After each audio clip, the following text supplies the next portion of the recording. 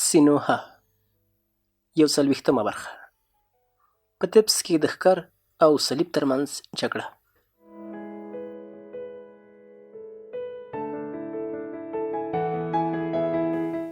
د نوي خدای اتون د پیروانو رسمي نښه د حیات صلیب و او دغه صلیب یې د غړکۍ په شان په غاړه کې اچوه او یا دا چې په خپلو جامو به یې انځوروه.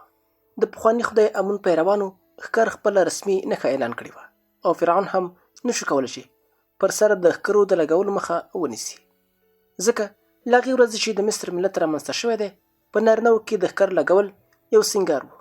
هیڅ خدای او فرعون نشو کولی دغه طبیعي ښکلا او دود له منځه یوسي یا بندیز پرې ولګوي. زه په سر کې نه پوهېدم چې ولې د امون پیروان ښکر خپله رسمي نښه بولي، خو وروسته خبر شوم چې ښکر د امون یو ستر نوم دی. د امون پیروانو په ښکرو سره د اتون د پیروانو د دوکانونو پر دروازو حمله کوله او دروازې به یې ماتې کړې. دوی به د میوې، کبانو او سبزیجاتو ډکې ټوکرۍ په بل مخ واړولې، نارې به یې وهلې: موږ ښکر لرو او د اتون خېټه به څیرې کړو. موږ د امون پیروان یو او امون موږ ته ښکر راکړي چې د هغه د دښمنانو خېټې او سینې سورۍ کړو. کله چې د ښکرورو مزاحمتونه داسې حد ته ورسېدل چې د اتون پیروانو ته ژوند سخت کړه، نو هغوی هڅه وکړه چې اوسپنیز صلیبونه جوړ کړي چې راوتلې برخه یې د چاقو په شان وي. د دغه صلیب دوه اړخونه یې لاستي او اوږده خوا یې تیره څوکه وه چې د چړې کار یې ورکوه. دغه برچې یا پیشکوزې به یې تر کالیو لاندې په ملا پورې تړلې، چې کله به ښکرورو زورول نو برچې به یې راایستلې او پر ښکرورو به یې حمله کوله. د امون او اتون صلیب او ښکر اختلافات په طبس کې دومره پراخ شول چې پلار له زویه او میړه له ښځې څخه د دې اختلافاتو له امله بیل شول. په کومه ورځ چې زه طبس ته ننوتم، تصور مې وکړ چې طبس د امون ښار دی او په دې ښار کې د اتون پلویان نشته. خو کله چې څو ورځې په ښار کې پاتې شوم، په خپلې غلطۍ پوه شوم او متوجه شوم چې نوی خدای هم په طبس کې په تېره بیا په ځوانانو، کارګرانو او مریانو کې ډېر پلویان لري. نوي خدای له دې امله په ځوانانو، مریانو او کارګرانو کې ډېر پلویان درلودل چې د هغه خبرې د دې پرګنې له طبع سره برابرې وي.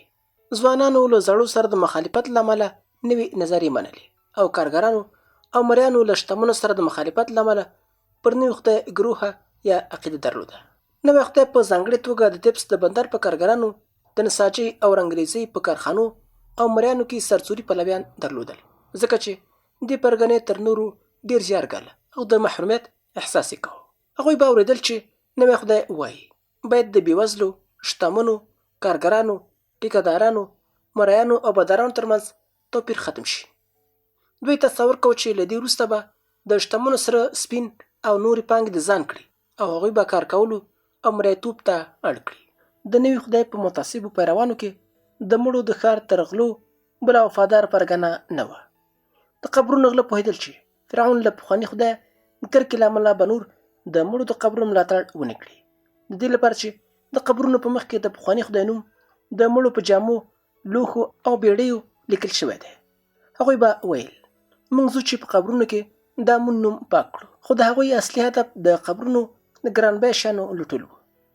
دوی به د سپک وزن درلودونکي شیان د شپې مهال د تمساح لکۍ میخانې ته راوړل او د دې میخانې په ځانګړو کوټو کې به یې پر سوداګرو خرڅول. خو د دې لپاره چې د خلقو ورپام نشي، درانه شیان به یې له ځان سره نه راوړل. بلکې هغه به یې په ځانګړو زیرمو کې ټولول. سوداګر به یې دغو زیرمو ته وروستل او هغه شیان به پرې خرڅول. د خلقو یو بل ټولی چې د نوي خدای له حکمرانۍ ګټه اخیسته هغه کسان ول چې د پخواني خدای پیروان به یې د فرعون عسکرو ته په ګوته کول چې د هغوی شتمني د ځان کړي. هغوی پوهېدل چې که کومه ورځ حالات بدل شي، نوی خدای راپرځول شي او پخوانی خدای بیرته واکمن شي، نو بې له جنجاله به یې ووژني. له همدې امله د نوي خدای د حکومت د پاتې کېدا لپاره هلې ځلې کولې او کمزوري او بېوزلي خلک به تل د امون د پلویانو په توګه د فرعون سپایانو ته ورپوکته کول. په طبس کې د فرعون سپایانو د اوپق د ښار په شان عمل کوه.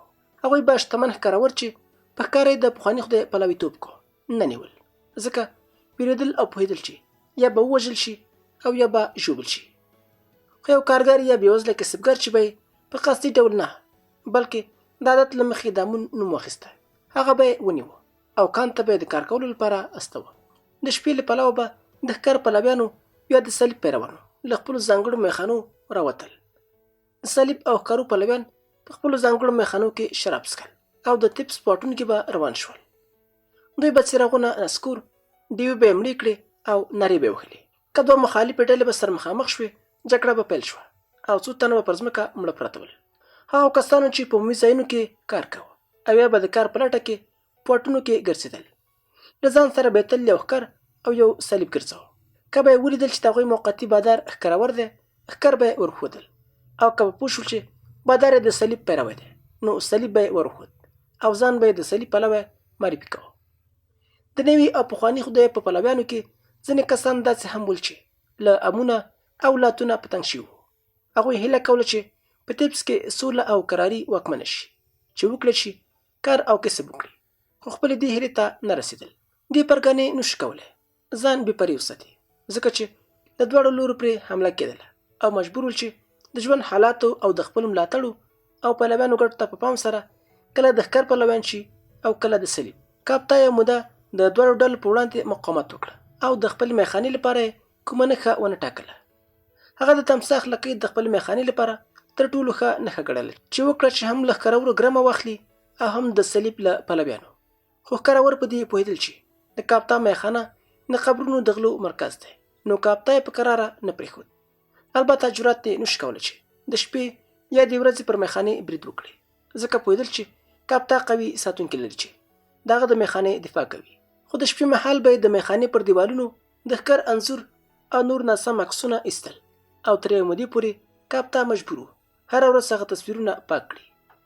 له دې وروسته چې زه په طبس کې میشت شوم، پوه شوم چې د بندر له پانډیانو او مریانو پرته ما ته بل څوک د معالجې لپاره نه راځي، په داسې حال کې چې تر هغه مخکې به د خپلې سیمې ناروغان راتلل. یوه ورځ زما د سیمې 2 تنو اوسېدونکو زه په یو خالي ځای کې ولیدم او ویې ویل: سینوهه، موږ له تا خفه نه یو، زموږ ماشومان او ښځې هم ناروغان دي او ستا علم او پوهې ته اړتیا لرو، خو ډارېږو چې تا ته راشو، ځکه ستا کتنځی له دې امله چې د حیات صلیب دې په غاړه کې اچولی ډېر خطرناک دی. که موږ د خپلو ناروغانو د درملنې لپاره ستا کتنځي ته راشو، د ښکرورو له غوسې سره به مخامخ شو، خو دا مونډې لعنته نه ویلېږو، ځکه چې د خدایانو له جنګه په تنګ شوي یو او نه پوهېږو چې دا خدایان له موږه څه غواړي، او ولې موږ په خپل حال نه پرېږدي چې څرنګه مو زړه غواړي هغسې ژوند وکړو. خو که ښکرور پوه شي چې موږ د معالجې لپاره ستا کتنځي ته راځو، موږ به ووژني او یا به زموږ ماشومان هغه وخت ژوبل کړي چې موږ په کور کې نه یو او یا په کار بوخت یو. دوی کېدای شي زموږ د کورونو دروازې ماتې کړي، ځکه ټول پوهېږي چې ته د فرعون ځانګړی ډاکټر او داتون پلوی یې. دغه صلیب چې تا په غاړه کې اچولی دی ستا د معرفۍ لپاره کفایت کوي. خو د بندر پانډیان او مریان له ښکرورو یا د صلیب له پلویانو څخه نه ډارېدل. دوی له ویرې پرته زما کتنځي ته راتلل، او چې کله به ما ویل انسان ان که پنډي یا مری هم وي آزاد ژوند کولی شي، هغوی به وویل: سینوهه، تا لا پر خپله ملا د متروکي ګوزار نه دی احساس کړی، ګنې پوهېدې هغه انسان چې مری یا کارګر وي ناممکن نه ده چې آزاد ژوند وکړی شي. انسان تر هغه وخت آزاد نه دی چې د بل چا لپاره کار کوي، او باید د خپل کارمزد هغه ته سپاري چې په بدل کې یو مړۍ ډوډۍ او د اوربشو به ترلاسه کړي. د دې سره سره ته راباندې ګرانې، ځکه چې ته ډېر ساده او ښه سړی یې، او له دې پرته چې له موږ څخه ډالۍ واخلې زموږ معالجه کوي.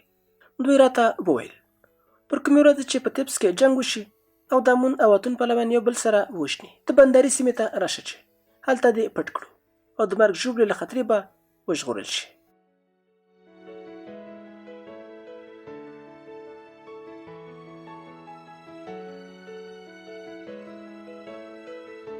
که څه هم ټول پوهېدل چې زه د اتون پلوی یم، نه چا راباندې حمله وکړه او نه یې زما د کور پر دروازې او دیوالونو ناسم انځورونه وایستل، ځکه چې لا فرعون د دومره درناوي وړ و چې خلک د هغه ځانګړي ډاکټر ته د هغه په شان درناوی وکړي.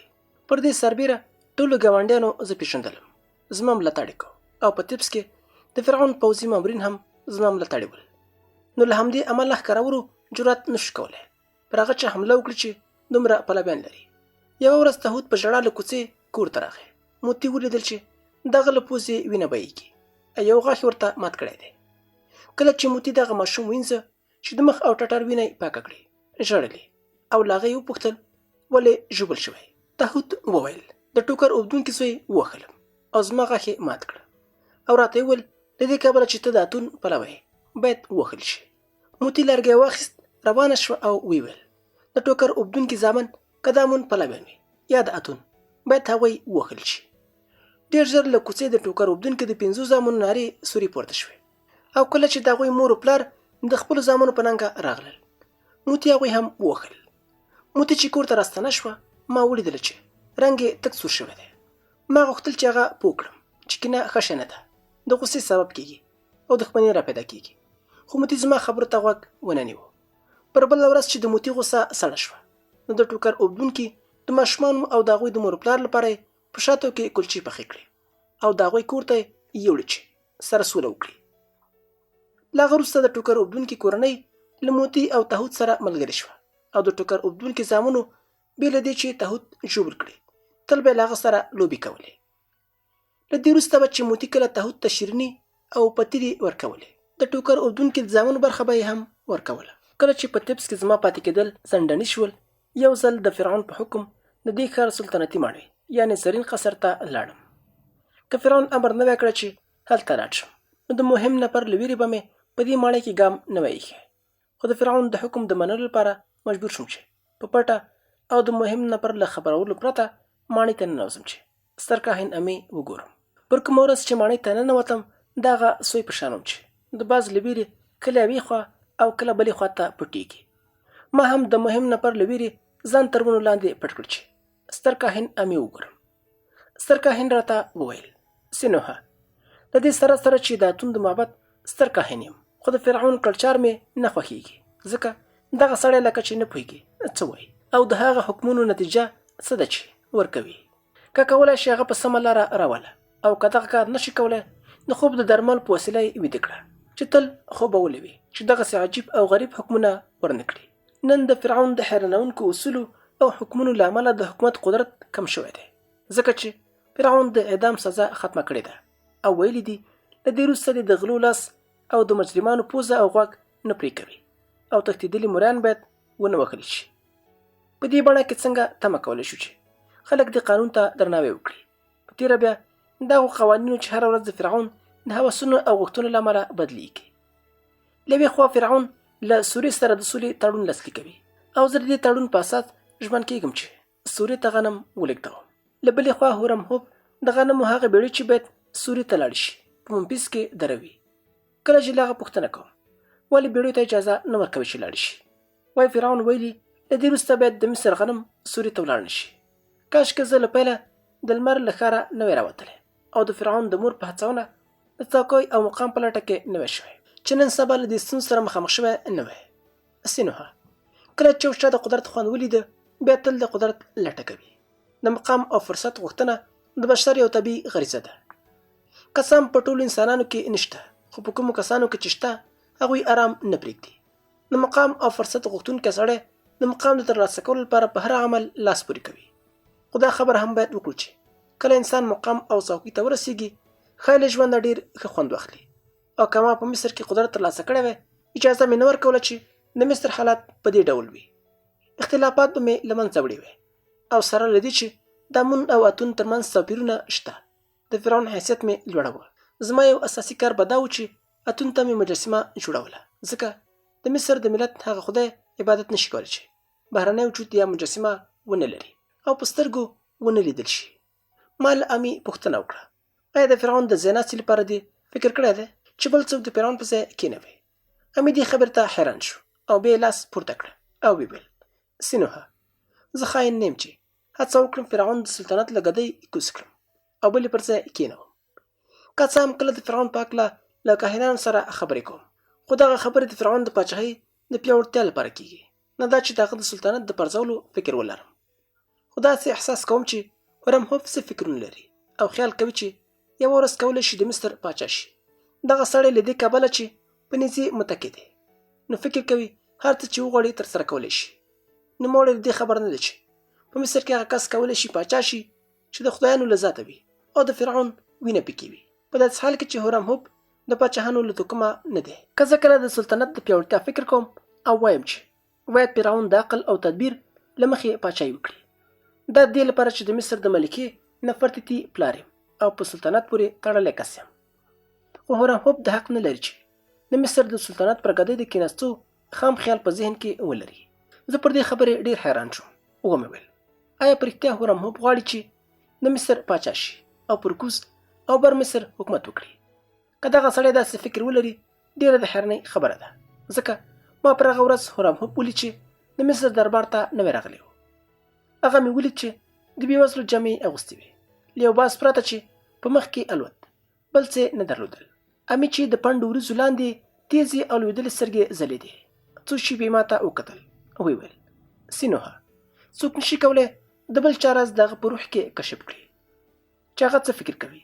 خو که هورامهوب اوچت والوځي، زه به په اسمان کې وزرې ماتې کړم او پر ځمکه به یې وغورځوم. له دې خبرو اترو وروسته ما له امي سره خدای پاماني وکړه. بیا د فرعون د حکم پر اساس دغه ځوانه مېرمنې او بابلي شهزادګۍ ته ورغلم چې له بابله یې ورته رسولې وه. له دې وروسته چې په وکالت کې د واده دستورې جوړې شوې، د بابل پاچا نوموړې مېرمن مصر ته راواستوله او څو ورځې دغه شهزادګۍ په وپق ښار کې وه. خو د مصر مالکې نپارتیتي فرعون اړ کړی و چې نوموړې شهزادګۍ له وپقه تبس ښار ته واستوي او په زرینې سلطنتي ماڼۍ کې ځای ورکړي، ځکه چې زما له اټکل سره سم نپارتیتي وېرېدله چې که بابلۍ شهزادګۍ په وپق کې پاتې شي او فرعون ورسره تفریح وکړي، دا به امیدواره شي او زوی به وزېږوي. زه د هغې کوټې ته ننوتم او ومې ویل شهزادګۍ، زه د فرعون له لوري راغلی یم چې پوه شم ته ښه یې که نه. بابلۍ شهزادګۍ چې مصري ژبه یې څه ناڅه زده کړې وه او په خوږه لهجه یې خبرې کولې، له ما پوښتنه وکړه ته څوک یې؟ ومې ویل زه سینوهه د فرعون ځانګړی ډاکټر یم. شهزادګۍ چې د مصر د ښځو په دود یې ژوند کو، یعنې ټول بدن یې نو پټ کړی. وویل سینوهه وګوره زه څومره روغه یم. زه حیرانه یم چې ولې فرعون زما له روغتیا او ښکلا څخه استفاده ونه کړه او له ما سره یې تفریح ونه کړه. ډېر مې زړه غواړي چې فرعون له ما سره تفریح وکړي چې نوره زه پیغله پاتې نه شم. بله خبره دا چې ما اورېدلي په مصر کې ښځې له هغه سړي سره اوسېدلی شي چې دوی غواړي او پرې ګران وي. ومې ویل شهزادګۍ، چا درته ویلي چې په مصر ښځې کولی شي له هر هغه سړي سره تفریح وکړي چې زړه یې غواړي؟ شهزادګۍ وویل دا خبره ما له څو کسانو اورېدلې ده او هغوی ما ته ویلي چې مصري مېرمنې کولی شي له هر هغه سړي سره سملي چې پرې ګران وي، په دې شرط چې بل څوک له دې سړي سره د هغې په اړیکو خبر نه شي. ومې ویل شهزادګۍ، ډېر لږ داسې کېږي چې یوه ښځه له خپل خاوند پرته له نورو سړي سره تفریح وکړي او نور خلک پر دې خبرې پوه نه شي. په تېره بیا د فرعون په ماڼۍ کې دغه ډول اړیکې ډېر ژر افشا کېږي او نور پرې خبرې کوي. د دې لپاره چې هره شهزادګۍ په یو سلطنتي ماڼۍ کې ژوند کوي، یو شمېر خدمتګاران لري چې هغوی شپه ورځ له هغې سره وي او د شهزادګۍ ملګري ګوري. دوی پوهېږي چې په دې ماڼۍ کې څوک څوک راځي او که شهزادګۍ له ماڼۍ ووځي بیا هم پوهېږي چې چېرته ځي او له کومو کسانو سره ګوري. نو ته نشي کولی چې له بل سړي سره څملې او په دې هیله اوسې چې دا خبره دې پټه پاتې شي. بابلۍ شهزادګۍ وخندل او بیا یې وویل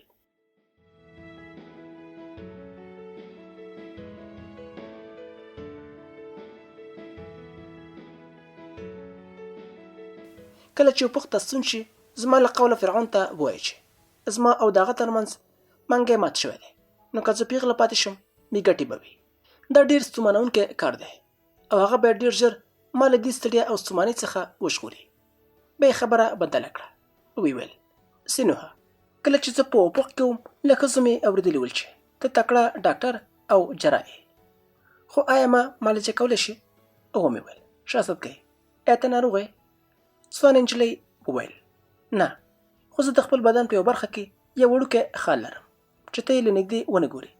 دا خال نشي لیدلی. زه غواړم چې دغه خال له منځه یوسې، ځکه اورېدلي مې دي په جراحۍ کې داسې مهارت لري چې کله جراحي کوې ناروغ ترې خوند اخلي. اوس دا راته ووایه چې آیا غواړې ما عملیات کړې که نه؟ وپوهېدم چې د خال موضوع یو پلمه ده او ځوانه شهزادګۍ نیت لري چې ما تفریح کولو ته اړ کړي.